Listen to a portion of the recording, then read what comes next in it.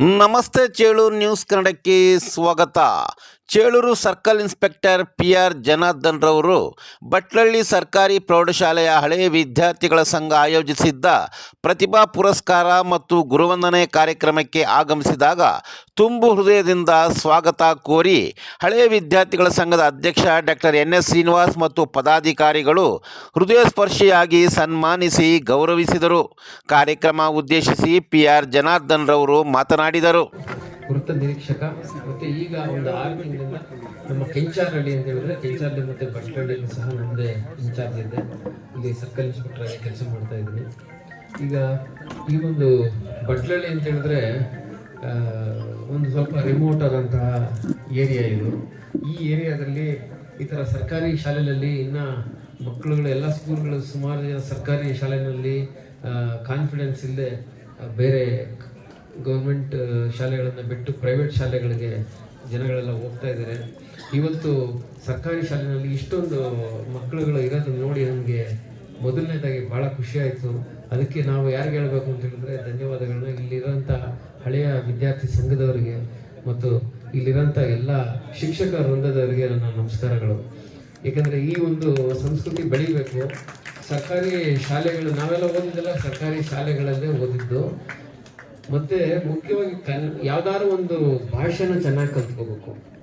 ಮಕ್ಕಳುಗಳಲ್ಲಿ ಯಾವ್ದಾದ್ರು ಒಂದು ಭಾಷೆನ ತಮ್ಮ ಮಾತೃ ಭಾಷೆನ ಚೆನ್ನಾಗಿ ಯಾರು ಹಿಡಿತದಲ್ಲಿ ಇಟ್ಕೊಂಡಿರ್ತಾರೋ ಅವರು ಆ ಜೀವನದಲ್ಲಿ ಯಾವತ್ತಿದ್ರೂ ಸಕ್ಸಸ್ ಆಗ್ತಾರೆ. ಸಣ್ಣ ಕೆಲಸ ಇರಲಿ ದೊಡ್ಡ ಕೆಲಸ ಇರಲಿ ಅಲ್ಲಿ ಎಲ್ಲೂ ಹೋಗ್ತಾರೆ ಅಲ್ಲಿ 100% ಅವರು ಸಕ್ಸಸ್ ಆಗ್ತಾರೆ.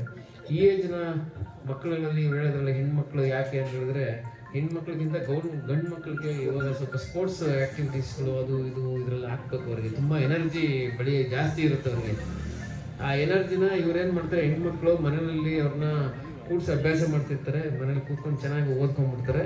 ಹುಡುಗರುಗಳು ಆಟ ಆಡೋ ವಯಸ್ಸಿದು ತುಂಬ ಜಾಸ್ತಿ ಆಟ ಆಡೋದ್ರಲ್ಲಿ ಅವರು ಭಾಗವಹಿಸೋದ್ರಿಂದ ಓದೋದ್ರಲ್ಲಿ ಸ್ವಲ್ಪ ಹಿಂದೆ ಉಳಿದು ಬಿಡ್ತಾರೆ. ಆಮೇಲೆ ಮತ್ತೆ PUCನಲ್ಲಿ ಅವರು ರೀಜಾಯಿನ್ ಆಗ್ತಾರೆ ಹುಡುಗರುಗಳು. ಸಾಮಾನ್ಯ ಈ 8th 9th 10th ಅಲ್ಲಿ ಹುಡುಗರುಗಳು ತುಂಬ ಆಟ ಆಡೋದು ಜಾಸ್ತಿ ಇರುತ್ತೆ.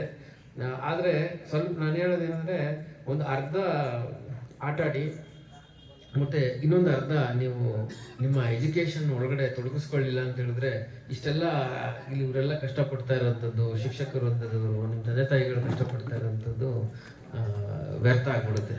ಅದಕ್ಕೋಸ್ಕರ ಒಂದು ಫಸ್ಟ್ ನೀವೆಲ್ಲ ಕನ್ನಡ ಚೆನ್ನಾಗಿ ಕಲ್ತಿದ್ದೀರಾ? ಹೋಗ್ಬೇಕಾದ್ರೆ ಕ್ವಶನ್ಗಳು ಕೇಳ್ತೀನಿ, ಹೇಳ್ತೀರಾ? ಹೆಣ್ಮಕ್ಳು ಯಾರು ಮಾತಾಡ್ಬಾರ್ದು ನಾನು ಹೋಗೋ ತನಕ. ಯಾಕಂದ್ರೆ ನಿಮ್ಮ ಬಗ್ಗೆ ಆಗಲೇ ಗೊತ್ತಾಗ್ಬಿಟ್ಟಿದೆ ನನಗೆ. ಎಲ್ಲರೂ ಯಾರು ಮಾತಾಡ್ಬಾರ್ದು. ನಾನು ಹೇಳಿದ್ರೆ ಸುಮ್ಮನೆ ಕೇಳಿಸ್ಕೋಬೇಕು ಅಷ್ಟು. ಹುಡುಗರು ಮಾತಾಡ್ತೀರಪ್ಪ?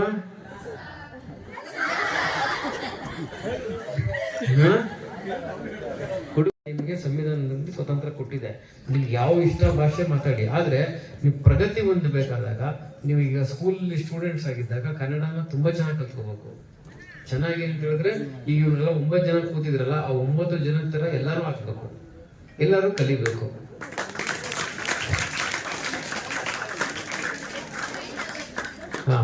ನಿಮ್ಮ ಬ್ರೈನ್ ಎಲ್ಲ ಇವಾಗ ಎಷ್ಟನೇ ಕ್ಲಾಸ್, ಒಂದು 6, 7ನೇ 8ನೇ ಕ್ಲಾಸಿಗೆ ಬರೋ ತನಕ ನಿಮ್ದು ಫುಲ್ ಬ್ರೈನ್ ಬೆಳೆದಿರುತ್ತೆ. ನೀವು ಚೆನ್ನಾಗಿ ಉಪಯೋಗಿಸ್ಕೋಬೇಕಷ್ಟೇ. ಇವಾಗ ನೀವೆಲ್ಲ ತುಂಬಾ ಚೆನ್ನಾಗಿ ನಿಮ್ಮ ಬ್ರೈನ್ ಬೆಳವಣಿಗೆ ಆಗಿರುತ್ತೆ. ನಿಮ್ಮ ಸೈನ್ಸ್ ಟೀಚರ್ಸ್ ಎಲ್ಲ ಹೇಳ್ಕೊಟ್ಟಿರ್ತಾರೆ.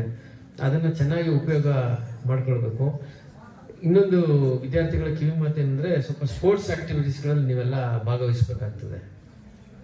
ಸ್ಪೋರ್ಟ್ಸ್ ಅಲ್ಲಿ ಭಾಗವಹಿಸಿದ್ರೆ ಹೆಣ್ಮಕ್ಳು ಭಾಗವಹಿಸ್ಬೇಕು. ಆಮೇಲೆ ನಾವು ಹೆಣ್ಮಕ್ಳುಗಳು ಅಂತೇಳಿ ಇದು ಮಾಡ್ಕೋಬಾರ್ದು, ಬೇಜಾರು ಮಾಡ್ಕೋಬಾರ್ದು.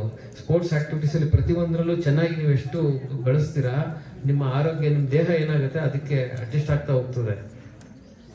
ನೀವೆಲ್ಲ ನಮ್ಮ ದೇಶದಲ್ಲಿ ಏನಾಗಿದೆ, ಇತ್ತೀಚೆಗೆ ಸ್ವಲ್ಪ ಹೆಣ್ಮಕ್ಳದ್ದು ಆಕ್ಟಿವಿಟೀಸ್, ಸ್ಪೋರ್ಟ್ಸ್ ಆಕ್ಟಿವಿಟೀಸ್ ಅಲ್ಲಿ ಕಡಿಮೆ ಇದ್ರು. ಈಗ ತುಂಬಾ ಚೆನ್ನಾಗಿ ಬರ್ತಾ ಇದ್ದಾರೆ. ಹಳ್ಳಿ ಹೆಣ್ಮಕ್ಳಿಗೆ ಸ್ವಲ್ಪ ರಿಸ್ಟ್ರಿಕ್ಷನ್ ಮನೇಲಿ ಮಾಡ್ಬಿಡ್ತಾರೆ. ನೀನು ಅಲ್ಲಿ ಹೋಗ್ಬೇಡ ಇಲ್ಲಿ ಹೋಗ್ಬೇಡ ಅಂತಾರೆ. ಅಟ್ಲೀಸ್ಟ್ ಇಲ್ಲೇ ಬಂದ್ಮೇಲೆ ಒಂದು 10 ರೌಂಡ್ ಹಾಕಿ ಕಾಲುಗಳೆಲ್ಲ ಕೈಗಳೆಲ್ಲ ಗಟ್ಟಿ ಆಗ್ತವೆ. ಮತ್ತೆ ನಿಮ್ಮ ಬ್ರೈನು ಎಲ್ಲವೂ ಶಾರ್ಪ್ ಆಗುತ್ತೆ. ಏನಂತೆ